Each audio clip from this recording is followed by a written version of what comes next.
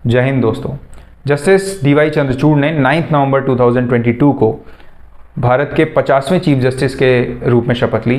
भारत की राष्ट्रपति श्रीमती द्रौपदी मुर्मू ने उनको ओथ ऑफ ऑफिस दिलाई। जस्टिस डीवाई चंद्रचूड़ का टेन्योर 10 नवंबर 2024 तक है, जो कि लगभग 2 साल का है। इंटरेस्टिंग बात यह है कि उनके जो फादर थे जस्टिस वाई वी चंद्रचूड़, वो सबसे लंबे समय तक भारत के चीफ जस्टिस रहे। उन्होंने 7 साल तक 1978 से 1985 तक भारत के चीफ जस्टिस के रूप में अपनी सेवाएं दी।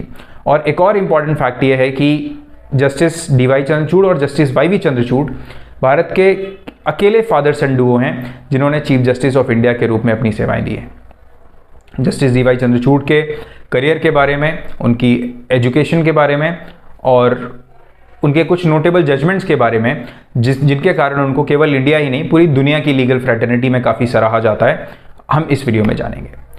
जस्टिस डीवाई चंद्रचूड़ 1959 में उनका बर्थ हुआ था, इंटरेस्टिंगली 11 नवंबर 1959 को, और उन्होंने अपने बर्थडे के 2 दिन पहले ही चीफ जस्टिस ऑफ इंडिया के रूप में शपथ ली। ये संयोग ही है।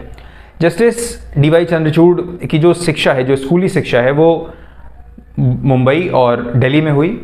बीए ऑनर्स उन्होंने Saint Stephen's college New Delhi से किया, इकोनॉमिक्स और मैथमेटिक्स में। लॉ की शिक्षा उनकी campus law centre university of Delhi से हुई। फिर उसके बाद वो एलएलएम करने हार्वर्ड चले गए, जहाँ से उन्होंने डॉक्टरेट भी किया।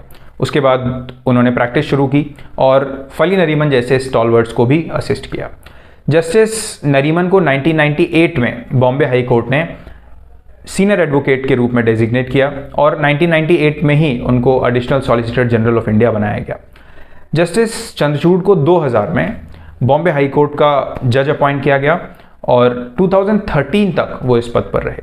2013 में इलाहाबाद हाई कोर्ट के चीफ जस्टिस के तौर पे उनको अपॉइंट किया गया और 2016 तक वो इस पद पर रहे और 2016 में ही उन्हें सुप्रीम कोर्ट का जज नियुक्त किया गया।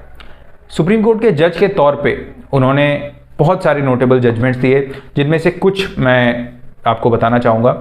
अडल्ट्री को डीक्रिमिनलाइज करने का जो जजमेंट था, उस बेंच का वो पार्ट थे। उसके अलावा होमोसेक्सुअलिटी को डीक्रिमिनलाइज करने में उनकी महत्वपूर्ण भूमिका थी। सबरीमाला जजमेंट, जिसमें ये बोला गया कि हर एज की जो महिलाएं हैं उनको मंदिर में एंट्री मिलनी चाहिए, उस जजमेंट को डिलीवर करने वाली बेंच के सदस्य थे जस्टिस चंद्रचूड़। और सबसे इम्पॉर्टेंट एक जजमेंट मेरे ओपिनियन में, जो इंडियन आर्मी में विमेन ऑफिसर्स हैं, जो लेडी ऑफिसर्स हैं, उनको परमानेंट कमीशन दिया जाए, ये जजमेंट भी जस्टिस चंद्रचूड़ की मेंबरशिप वाली बेंच ने पास किया। जस्टिस चंद्रचूड़ को एक प्रोग्रेसिव और लिबरल जज के तौर पे माना जाता है और उनका जो टेन्योर है 2 साल का, वो बहुत ही महत्वपूर्ण रहने वाला है इंडियन लीगल सिस्टम के लिए, इंडियन जुडिशरी के लिए। Thank you.